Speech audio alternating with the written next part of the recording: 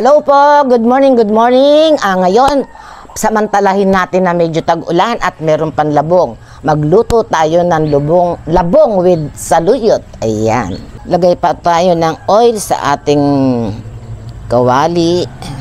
Ayan. Lagay na natin ating sibuyas. Wow.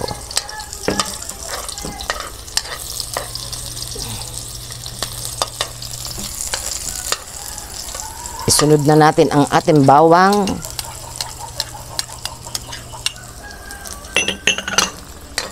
Ayan. Sunod po natin ang ating labong. Itong labong ay pinakuluan ko na po siya. Ayan.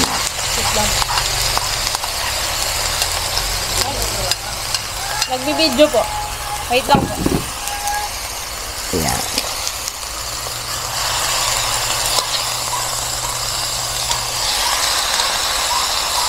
Yan, halu-haluin po natin. Pinakuluan ko na po, inuulit ko po, pinakuluan ko na yung ating labong, and then, lagyan po natin siya ng bagoong isda.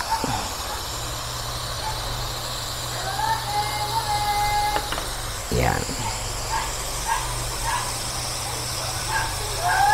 Yan, konti lang po. Mamaya na natin timplahan para hindi maalat. Kung matabang, pwede naman natin timplahan uli, magdagdag ng panimpla. Yan. Ang bango ng isda, bagong isda. Yan. Yan po.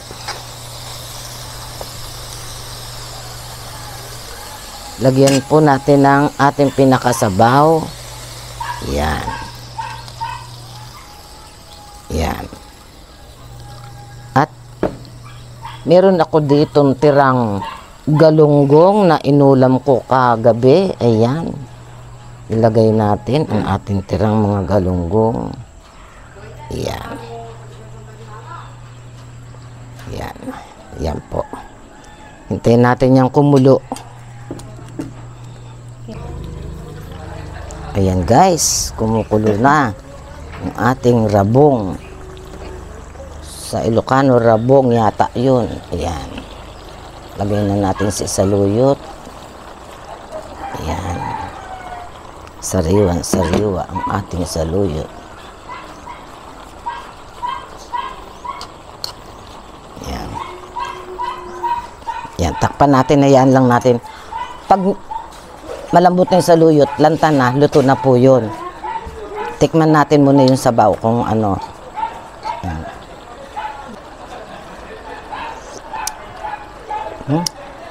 Sarap, okay po. Yan. Hintayin natin lang malanta yung ating saluyot at yan ay luto na. Ayan po, luto na po yung ating menu for today. Ayan, kita nyo po. Ayan. Tawag nito. Ang sarap. Itong labong na to, sasabaw nga muna ako. Naglagay ako ng extrang sabaw.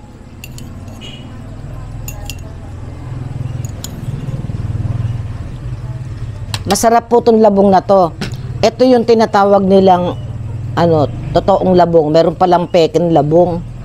Ewan ko kung ano yung peking labong na sinasabi nila. Yan daw po ang tunay na labong, sabi nila.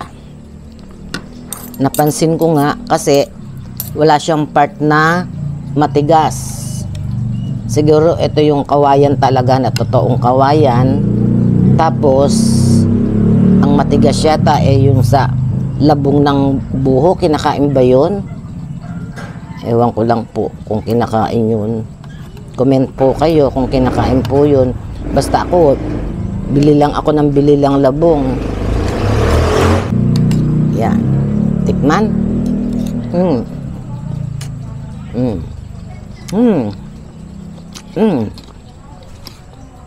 Ang lambot talaga. Pwedeng papakin.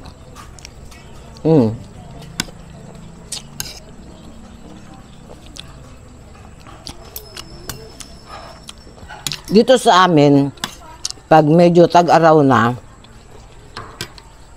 bihira na ang labong. May nakita akong maganda. kahapon.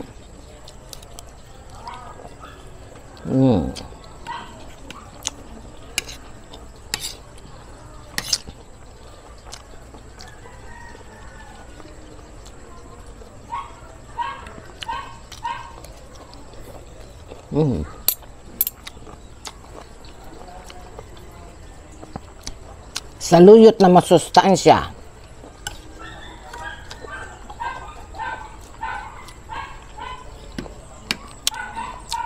Sa ibang bansa, ang saluyot, ginagawa nilang soup, biniblender nila. Kasi po talagang napakasustansya ng saluyot.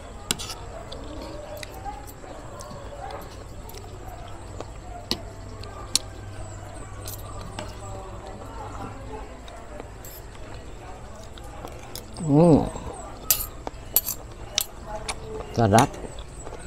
Masarap magpapak ng labong. Malambot talaga.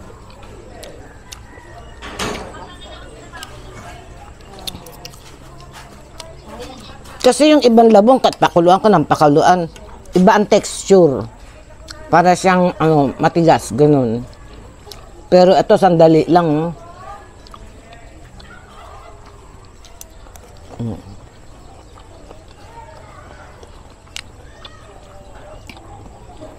Sarap.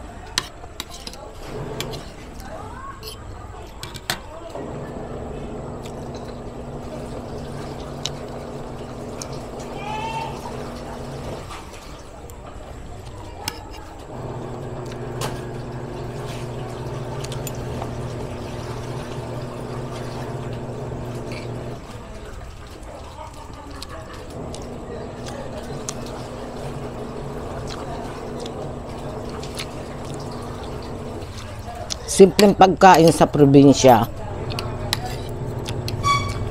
Pag ganito ulam mo, tapos nasa bukid ka, napakasarap kumain.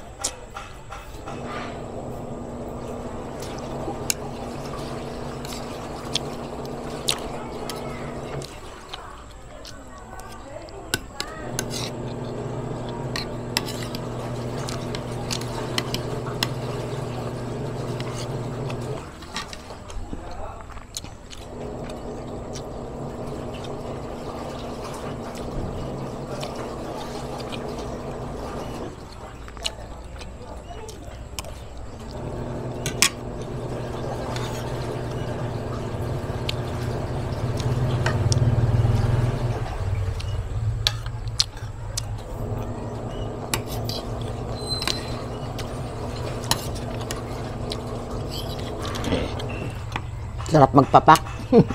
Labong.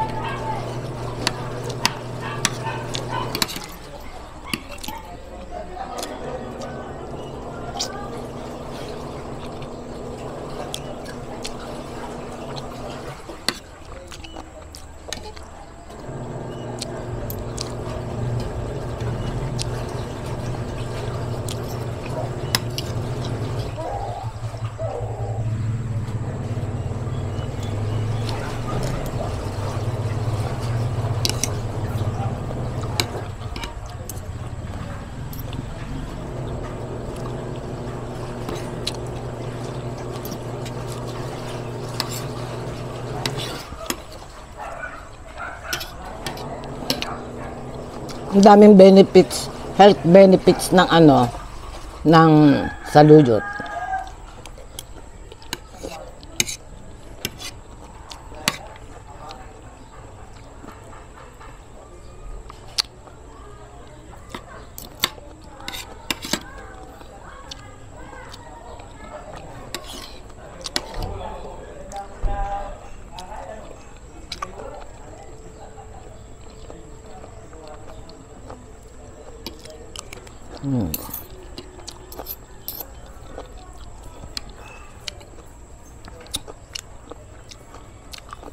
Parang napansin ko, nagsunod-sunod yata ang film ko ng ano, content ko ng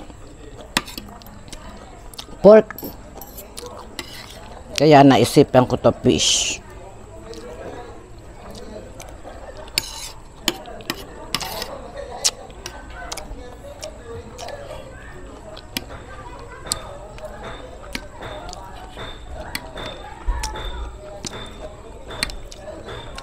Kaya kagabi, binili ko kahapon din tong ano kasabay ng labong, itong galunggong. Pinirito ko na lahat. Nag-ulam ako. Hindi ko na maulit yung niluto kong pork kasi hindi ko alam, baka high blood ako, baka madali ako. Natakot din.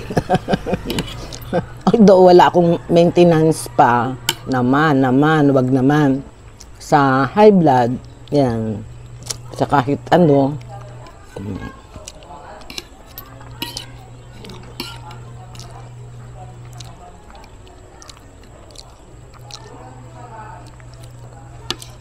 Papa-check up sana ako kahapon. For my operation, wala yung doktor. So, by Monday, baka bumalik ako. Ganun.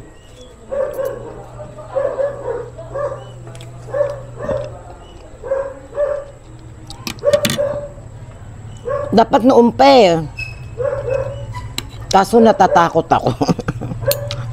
Takot kasi ako sa mga tusok-tusok. Ano ba yan? Kailan ba ako huling nagpa-check up para sa tinatawag na yung blood test, blood chem, ganyan, CBC. Last year pa. Yan. Okay naman so far. Kaya hindi ko alam. Siyempre, ang sakit. Bigla na lang yan. Natakot ako sa mata ko. Baka mamaya tuluyang wala na akong makita. Hopefully, excuse me, makuha pa siya sa operation. Yun.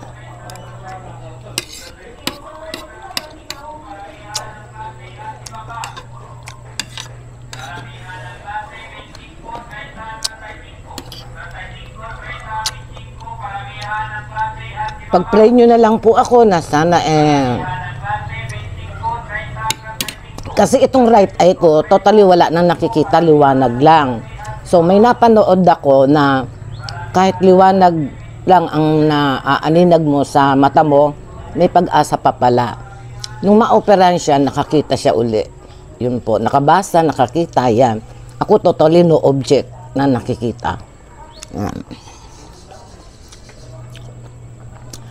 Hindi man makakita, kung hindi pwedeng operan, well, tatanggapin ko na lang po kasi kasalanan ko Ako ang nagpabaya. Pinangunahan ako ng takot. Okay lang po. Kung yun ang kagusto ng ating may kapal, wala akong magagawa. Pero I wish, I pray, na sana maging okay.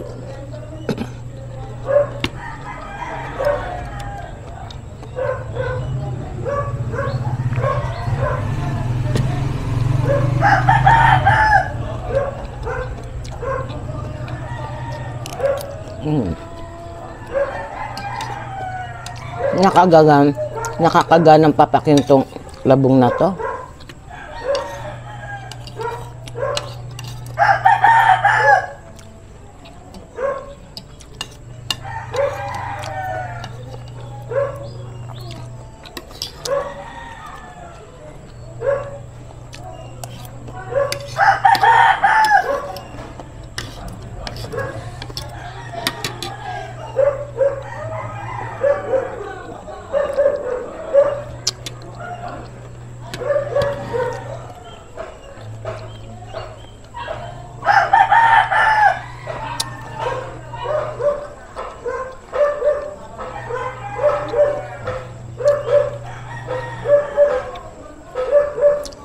Ginunguya ko. Ginunguya ko maigi yung labong. Kaya matagal. Kasi, siyempre may edad na ako. Baka hindi ako matunawan. Ang sarap kasi magpapak. Ayan, naubos ko siya.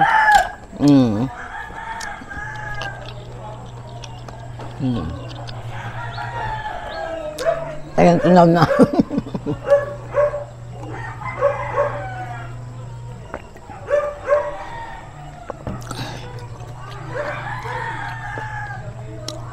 Ayan po, tapos na po tayong kumain. Thank you Lord, nabusog naman si Mama Tess uli. Ayan, hanggang dito na lang po tayo. Inuulit ko po, pag-pray niyo po ako. Maraming salamat po sa mga supporters, sa mga viewers, sa mga silent viewers. Magandang araw po sa inyong lahat.